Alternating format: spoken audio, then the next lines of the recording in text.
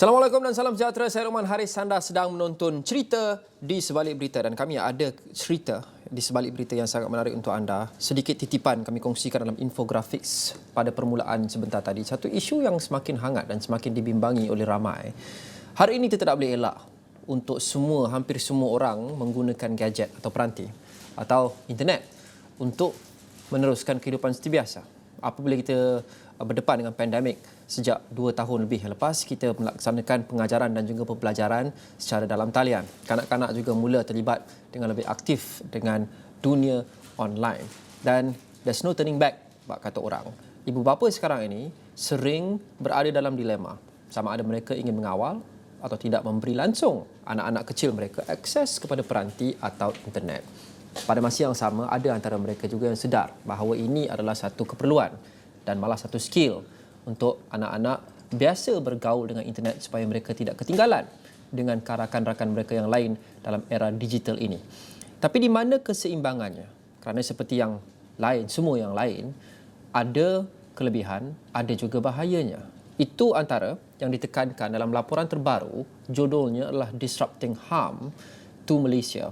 Berkenaan dengan pemelacuran dan juga pemberdagangan kanak-kanak dan juga aktiviti-aktiviti yang melibatkan seksual yang melibatkan kanak-kanak. Ia dikeluarkan oleh Hentikan Pembelacuran dan Pemberdagangan Kanak-kanak atau ACPAD dengan kerjasama Interpol atau Polis Antarabangsa dan juga UNICEF, Jabatan Penyelidikan Tabung Kanak-kanak Antarabangsa Bangsa-Bangsa Bersatu atau PBB.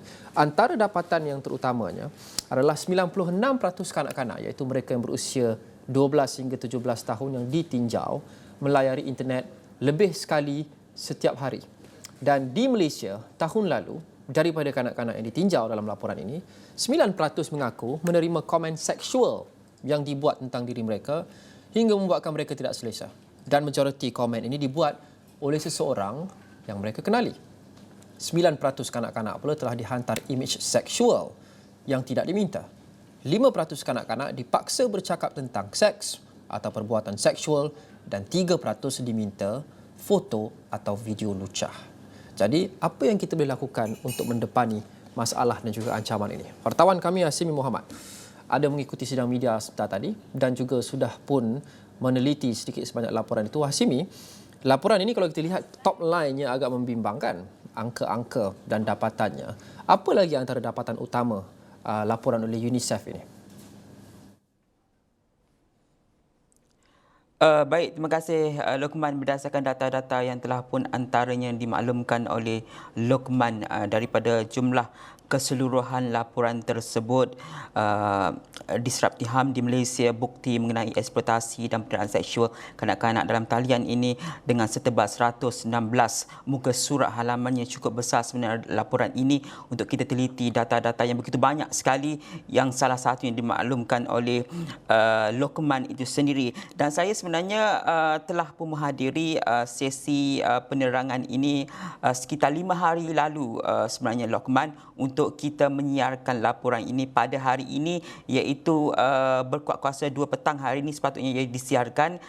Dan saya secara personal mengambil masa 3-4 hari untuk meneliti 116 muka surat tersebut. Berdasarkan data-data yang telah pun diringkaskan, sebenarnya daripada laporan ini ada 6 penemuan, tapi ringkasan tersebut untuk kita teliti satu persatu memerlukan data-data yang kita perlu tarik keluar untuk kita ringkaskan dalam bentuk laporan, di mana Lokman menyatakan data-data tersebut, namun paling penting ke sini untuk menjurus kepada data-data yang telah pun dijelaskan oleh Lokman pada tadi. Saya memilih satu angle yang cukup besar. Sebenarnya masalah di sini adalah pendidikan seksual yang kita perlu lihat pada ia ketika ini bukan satu lagi pilihan, tapi ia adalah kewajipan ataupun keperluan untuk dibekalkan kepada kanak-kanak, bukan saja di peringkat sekolah menengah tapi ia juga di peringkat prasekolah.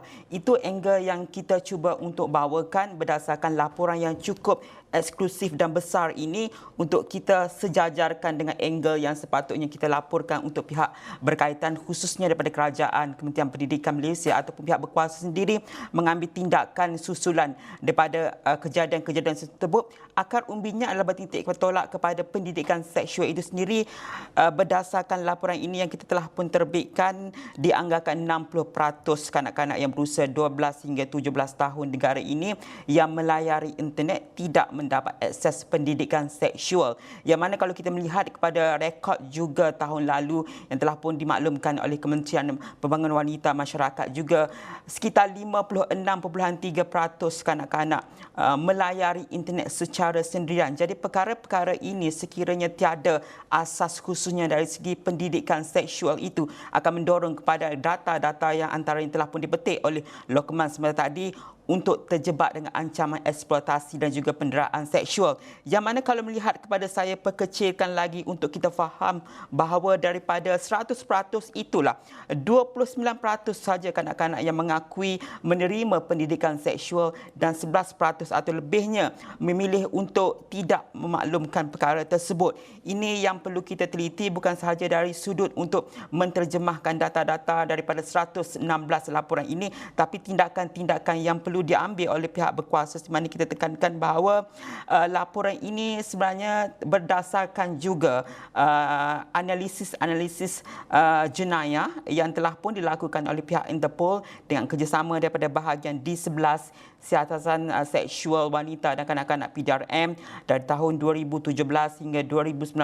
Data-data tersebut dikumpul dan lapangan ataupun kegiatan lapangan telah pun dilakukan oleh pihak berkaitan, iaitu daripada UNICEF ini daripada April 2021 hingga November 2021 untuk diakhiri dengan satu cadangan yang cukup besar daripada pihak UNICEF dan juga pengkaji ini, termasuk juga saranan-saranan dari segi pendidikan seksual dan juga dari segi mahkamah seksual yang lebih mesra kepada kanak-kanak yang kita boleh teliti. Kalau Lokman lihat ataupun saya pasti mereka yang mahu meneliti laporan ini boleh ke website UNICEF. Kalau dari segi cadangan-cadangan yang telah pun dikemukakan, boleh lihat pada halaman 100 di bahagian bawah sekali yang telah pun diperincikan oleh pihak UNICEF dan juga daripada Interpol ini sendiri untuk diambil maklum oleh pihak berkaitan dalam mengatasi masalah ancaman ataupun eksploitasi seksual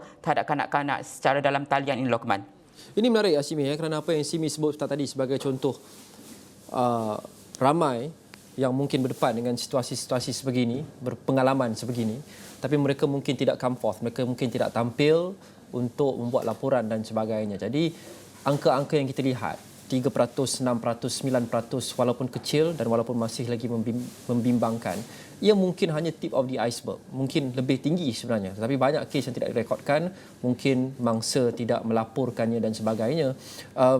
Adakah dalam laporan ini, setebal 116 muka surat yang Hashimi sudah teliti ini, adakah ada mengatakan bahawa mungkin angka ini sebenarnya lagi tinggi kerana bacaannya adalah kebarangkaliannya tinggi, ramai mangsa yang tidak tampil? Betul. Ini antara faktor yang menyumbang kepada laporan ini sebenarnya, data-data yang kemungkinan ia tidak secara menyeluruh kerana daripada laporan ataupun tinjauan yang dibuat oleh UNICEF dan juga pihak berkuasa ini, antara dapatan tersebut kalau saya boleh petik di sini juga memaklumkan bahawa kebanyakan mereka ini tidak mahu mendedahkan gangguan ataupun ancaman yang diterima oleh mereka dalam talian, antaranya berdasarkan beberapa faktor.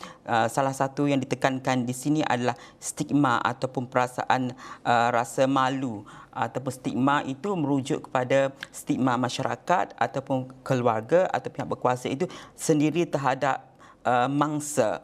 Yang mana kalau dilihat di sini, kalau saya boleh petik sedikit, Lokman, bahawa menyatakan antaranya adalah daripada tinjauan daripada pekerja Barisan Hadapan dan Wakil Kerajaan, yang mana menyatakan 60% penjaga menyatakan mereka memberitahu kepada pasangan dan 34% kepada ahli keluarga lain sekiranya mengetahui mangsa ataupun anak-anak mereka ini terlibat dengan ancaman eksploitasi tersebut. Namun dari segi mangsa itu memilih untuk tidak membuat laporan kepada polis ataupun mendapat bantuan daripada pihak berkaitan kerana satu adalah stigma itu sendiri.